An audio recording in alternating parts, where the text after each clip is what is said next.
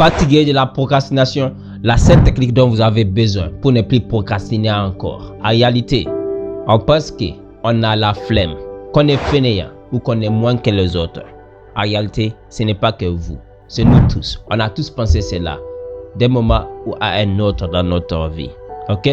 Mais en réalité, ce n'est pas un problème ici. Le problème, c'est qu'on pense cela. C'est ça le problème. Mais quand on comprend qu'on n'a pas de problème, le problème en réalité qu'on a, c'est de penser cela de nous. On va se libérer de cette pensée et maintenant, on va travailler, ok? Et on va travailler sur une chose très simple. Je peux vous faire la liste de 3 choses, de 5 choses, de 10 choses. Mais non. On est fatigué de se brouiller. C'est pourquoi on décide. Donc, en réalité, ici, on se focalise sur une seule chose. Et je vous assure, faites-le pendant une semaine, après 21 jours, un mois.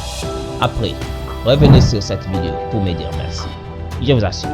Mais ne le faites pas si vous n'êtes pas sérieux sur votre vie. Ne le faites pas. À vous de voir. Mais voilà. Moi, je vous le donne dans tous les cas. La technique de 2 minutes. Exactement. 2 minutes. Ça veut dire quoi? Écoutez, tout ce que vous voulez faire, tant que ce n'est pas votre habitude, le cerveau va vouloir vous empêcher de le faire. Mais dès que vous allez dire au cerveau, prenez le cerveau comme l'entité, votre collaborateur, votre copilote, je ne sais pas, décidez de ce que vous voulez l'appeler. Mais dès que vous allez dire au cerveau, ah, come on, je vais juste le faire pour 2 minutes. 2 minutes, tu viens de hacker le cerveau. 2 minutes, le cerveau va lâcher. Dans tous les cas, c'est juste pour 2 minutes. 2 minutes, non, 2 minutes, je peux le faire, 2 minutes, je peux le faire, 2 minutes. Mais en réalité, vous n'allez pas le faire 2 minutes. Vous allez faire minimum 10 minutes, 15 minutes, 20 minutes, etc. Mais en répétant la même chose, l'action là, d'accord, il y a quelque chose, le projet que tu veux faire, ok, il y a la résistance parce que ce n'est pas dans la zone de Kony. Mais en réalité, en répétant avec le temps, le 2 minutes, tu le fais 2 minutes, ton cerveau va finir par s'y habituer de cela. D'accord?